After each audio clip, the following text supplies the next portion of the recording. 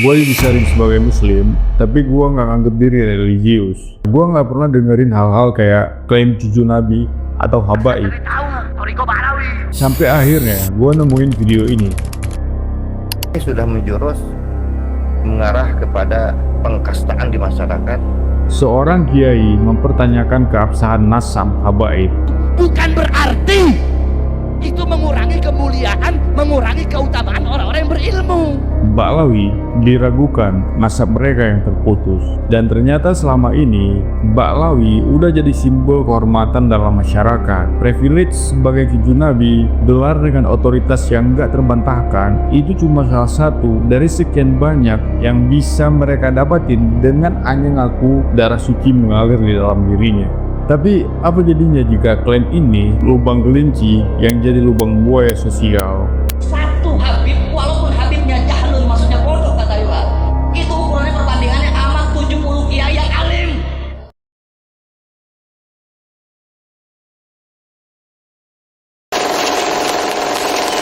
Waktu gua ingat pengalaman pribadi gua di masjid, apa yang terlintas di benak gua jelas bukan ini. Hei Abdurrahman, terbang sampai atap rumahnya ditembus. Bagus, keluarkan teman-teman saya, orang-orang yang dekat sama saya. Kalau enggak, saya isi itu masuk ke kota Dewi sampai memberhentikan matahari. Bahayanya dari jarinya. Jadi jarinya di Indonesia. Karena itu saya tidak pernah percaya bahwa Indonesia ini pernah diazab. Betapapun kita kena bencana sering, itu bukan azab. Karena di sini jangankan nabi, tapi keturunannya saja sangat dihormati. Bayangin, ada ceramah dari kalangan Habib. Orang-orang pada antem banget dengerin, lebih dari biasanya. Kenapa? Karena dia bukan ulama biasa. Dia ngaku keturunan langsung Nabi Muhammad. Habib dianggap simbol pewaris spiritual, legitimasi dakwah, dan otoritas keagamaan. Tapi ada masalah besar yang selama ini tersembunyi. Secara definisi, Ba'lawi atau yang biasa kita panggil habaib itu komunitas yang udah ratusan tahun ngaku sebagai keturunan langsung Nabi Muhammad. Setelah mereka nyambung ke Sayyidina Husain, klaim kayak gini nggak main-main. Soalnya ini bukan cuma gua keturunan raja atau apa. Ini soal keturunan Nabi, orang yang paling dihormati di Islam. Dan karena klaim ini, mereka punya posisi sosial yang orang lebih nurut, bahkan kadang dianggap punya berkah tertentu. Tapi di sini masalahnya mulai muncul. Jadi ceritanya gini, kalau trace silsilah Ba'lawi, semuanya bermuara ke satu nama, Ubaidillah, penghubung utama mereka ke Nabi. Masalahnya, Ubaidillah ini kayak hantu. Kalau kita mundur ke akar sejarah nasabnya, garis keturunan ini dimulai dari Ahmad bin Isa al-Muhajir yang katanya punya anak namanya Ubaidillah. Tapi Ubaidillah nggak pernah tercatat dalam manuskrip nasab kuno. Kiai Haji Imaduddin Usman Al-Bandani telusuri manuskrip kuno dari abad ke-4 sampai 8 Hijriah, periode yang seharusnya merekam silsilah Ba'lawi dengan jelas, dan nama Ubaidillah nggak ada sama sekali. Baru pas di abad ke-9 dan 10, tiba-tiba muncul catatan yang menyebut Ubaidillah sebagai anak Ahmad bin Isa. Mencurigakan kan? Seolah-olah tokoh ini muncul dari ketiadaan tepat ketika Ba'lawi mulai membutuhkan legitimasi yang lebih kuat. Pak Kiai curiga ini bukan kelalaian sejarah, kemungkinan direkayasa, sebuah usaha untuk memperkuat klaim keturunan Nabi yang sebenarnya nggak ada dasar historisnya. Usman Yahya itu menjadi muftinya Belanda yang mengharamkan kita melawan Belanda. Justru itu Habib yang jelas itu tertulis dalam sejarah. Nggak ada fatwa Habib Utsman yang mengharamkan jihad, nggak ada, ya kawan. Jadi jangan terlalu naif. Seolah-olah Habib Utsman nih dekat sama Belanda, dibayar Belanda, antek Belanda, fitnah.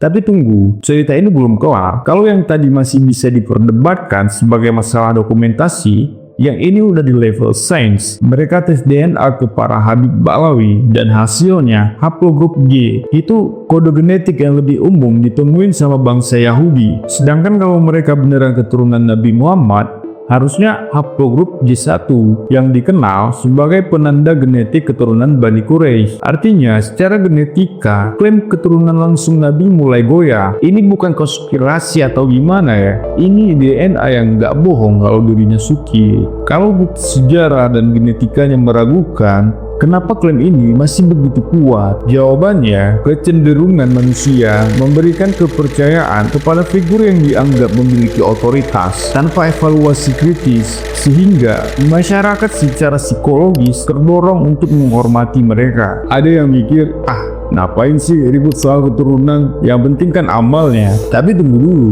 klaim sebagai keturunan Nabi ini bukan sekedar soal darah atau silsilah. Ini soal kapital simbolik, kekuasaan yang nggak tertulis tapi cukup nyata dan luar biasa besarnya. Ada dimensi finansial dan sosial yang jarang dibahas dalam kontroversi ini. Posisi sosial sebagai keturunan Nabi membuka akses ke donasi dan zakat dari komunitas, legitimasi dalam dunia bisnis dan politik, jaringan sosial yang kuat. Rabita Alawiyah mengelola dana signifikan dari kontribusi komunitas dan usaha bisnis untuk mendukung aktivitas sosial dan dakwah mereka. Ini bukan sekedar soal spiritual, ada kepentingan material di dalamnya, dan semua ini didapat tanpa harus melalui proses pendidikan formal atau ujian kompetensi. Cukup dengan klaim keturunan. Makanya kalau klaim ini dipertanyakan, yang goncang bukan cuma soal identitas, tapi juga soal struktur kekuasaan yang udah langgeng berabad-abad.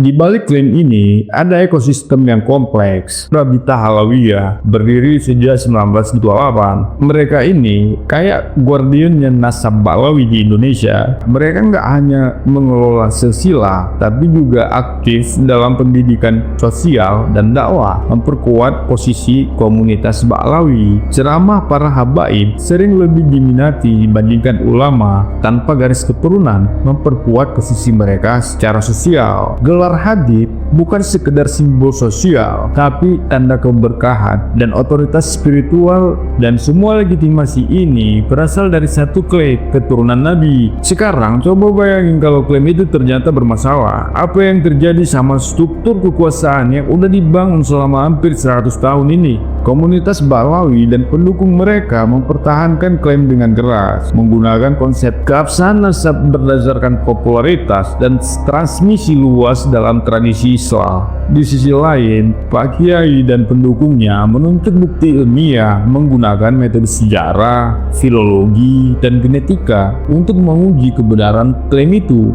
Nah, di tengah kontroversi ini muncul sebuah klaim yang agak mencurigakan. Ada master nasab dunia yang bilang kalau keabsahan nasab Ba'alawi udah jadi kemasyhuran selama berabad-abad, meski ada kekosongan dalam beberapa kitab nasab awal. Tapi tunggu, siapa sih master nasab dunia itu? Sampai sekarang gak ada konfirmasi resmi atau bukti kuat tentang siapa orangnya. Gak ada ijma ulama yang mendukung pernyataan ini, dan ini yang bikin gua curiga. Apa ini cuma propaganda untuk memperkuat legitimasi di tengah kritik yang makin keras? Karena dalam dunia ilmu nasab, klaim besar harusnya didukung bukti primer yang kuat dan konsensus ulama, bukan cuma pernyataan sepihak dari pihak tertentu. Klaim garis keturunan suci sebagai sumber legitimasi ini bukan cuma terjadi di Islam. Dalam Kristen, silsilah Yesus yang ditelusuri sampai Raja Daud jadi bukti teologis penting. Dalam Yudaism, garis keturunan suku Lewi dan Raja Daud menentukan peran keagamaan. Di Asia Tengah, garis keturunan suci juga jadi simbol status sosial dan spiritual. Ini menunjukkan kalau klaim keturunan suci adalah alat legitimasi universal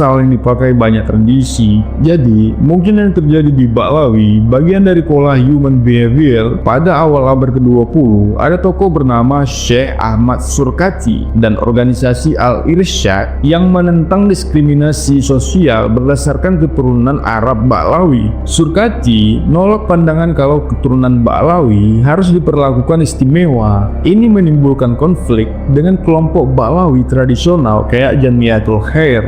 Jadi perdebatan soal status keturunan suci dan implikasi sosialnya ini udah lama dan berulang, bukan yang pertama kali. Tapi ini yang gua takutin, kalau kontroversi ini nggak dihandle dengan baik, bisa terjadi perpecahan sosial dan polarisasi yang parah. Bayangin, komunitas Ba'lawi versus kelompok yang meragukan mereka jadi bermusuhan. Persatuan umat Islam terkikis, konflik horizontal yang bisa dimanfaatkan untuk kepentingan politik. Dan yang paling berbahaya, pengikut Ba'lawi biasanya cenderung menerima narasi yang mendukung legitimasi mereka tanpa kritik. Ini yang disebut confirmation bias. Sementara itu, kepercayaan pada figur keturunan Nabi memberikan efek psikologis positif dan rasa aman spiritual, semacam efek placebo sosial. Jadi apa kesimpulan dari semua ini? Nasab Ba'lawi sebagai keturunan Nabi Muhammad memang udah jadi bagian identitas spiritual jutaan muslim. Tapi penelitian kritis dan bukti genetika buka pertanyaan besar tentang validitas klaim ini.